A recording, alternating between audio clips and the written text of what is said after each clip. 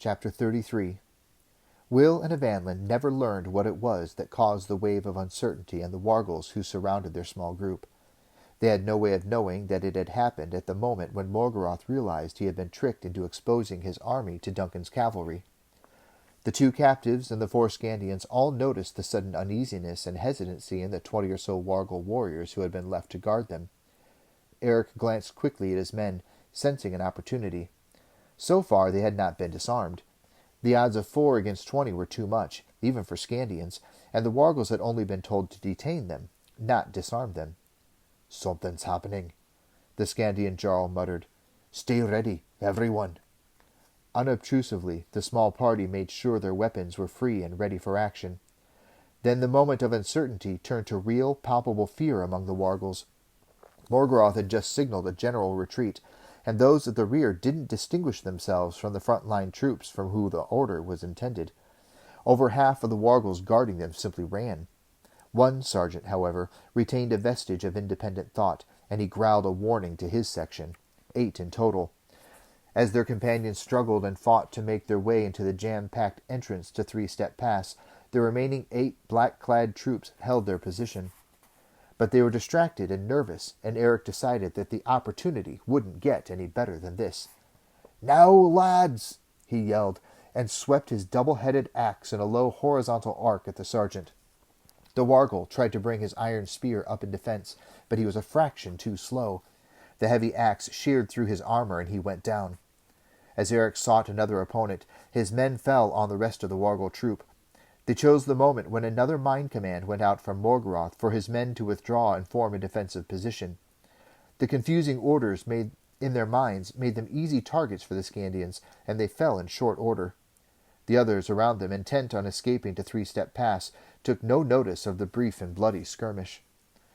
Eric looked around him with some satisfaction, wiping his axe blade clean on a cloth he'd taken from one of the dead wargals. "That's better," he said heartily. "I've been wanting to do that for days." But the wargals hadn't left their group unscathed. As he spoke, Nordal staggered and sank slowly to one knee. Bright blood stained the corner of his mouth, and he looked hopelessly at his leader. Eric moved to his side and dropped to his knees. "Nordal!" he cried. "Where are you wounded?" But Nordal could barely talk. He was grasping his right side, where the sheepskin vest was already heavily stained with his blood. The heavy sword he favored as a weapon had fallen from his grip. His eyes wide with fear, he tried to reach it, but it was beyond his grasp. Quickly, Horik scooped up the weapon and put it in his hand. Nordal nodded his thanks, and slowly let himself drop to a sitting position. The fear was gone from his eyes now. Will knew that Scandians believed a man must die with his weapon in hand if his soul was not to wander in torment for eternity.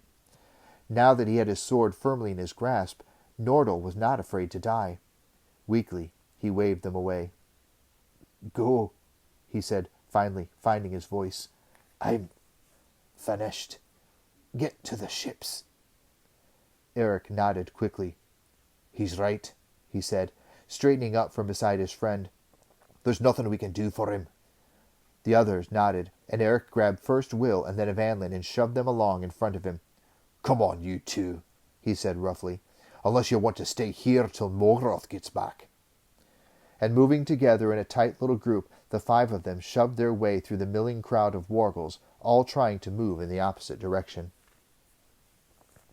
Morgaroth was stung by the impact of the heavy leather glove on his face.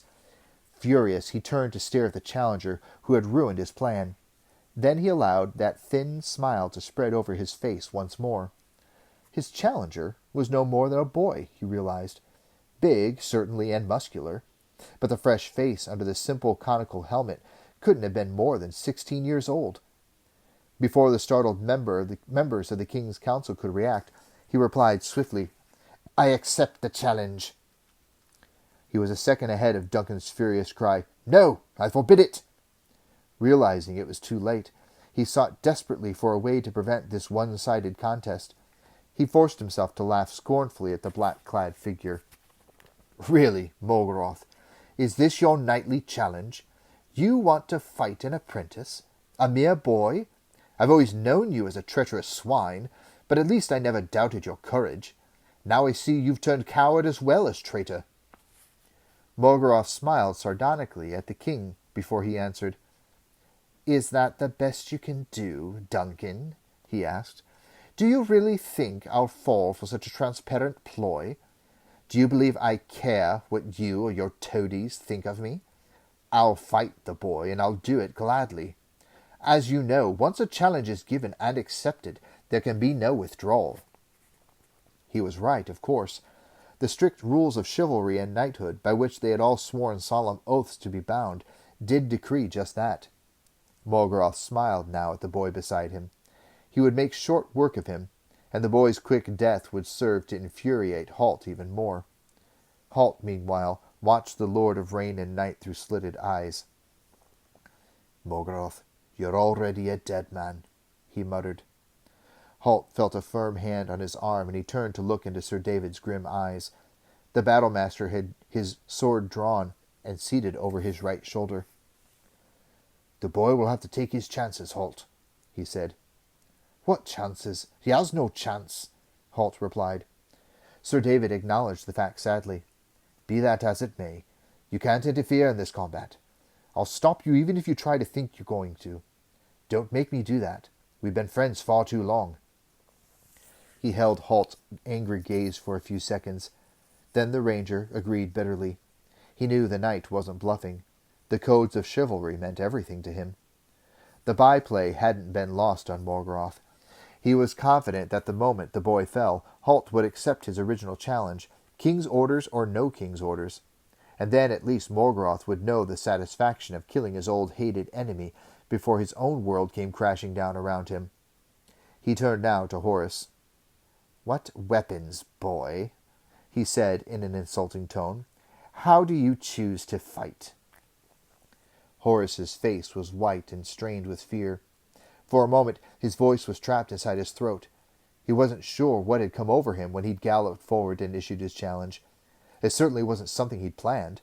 A red rage had overtaken him, and he had found himself out here in front of the entire army, throwing his gauntlet into Morgaroth's startled face. Then he thought of Morgaroth's threat to Will, and how he'd been forced to leave his friend at the bridge, and he managed, at last, to speak. "As we are," he said. Both of them carried swords. In addition to Morgaroth's long kite-shaped shield hung at his saddle, and Horace carried his round buckler slung on his back. But Morgaroth's sword was a two-handed broadsword nearly a foot longer than the standard cavalry sword Horace carried. Morgaroth turned now to call out once more to Duncan. "This whelp chooses to fight as we are. You'll stand by the rules of conduct, I assume, Duncan?" he said. "You'll fight unmolested," Duncan agreed in a bitter tone. Those were the rules of single combat. Morgaroth nodded and made a mocking bow in the king's direction. "Just be sure that murderous ranger Halt understands that," he said, continuing his plan of driving Halt into a cold fury. "I know he has little knowledge of the rules of knighthood and chivalry." "Morgaroth," said Duncan coldly, "don't try to pretend that what you're doing has any connection with real chivalry. I'll ask you one more time. Spare the boy's life." Morgaroth feigned a surprised expression. "Spare him, your majesty? He's a lump of a boy, big for his age. Who knows? You might be better served asking him to spare me." "If you must persist with murder, that's your choice, Morgaroth. But save us your sarcasm," said Duncan. Again Morgaroth made that mocking bow. Then he said casually over his shoulder to Horace, "Are you ready, boy?"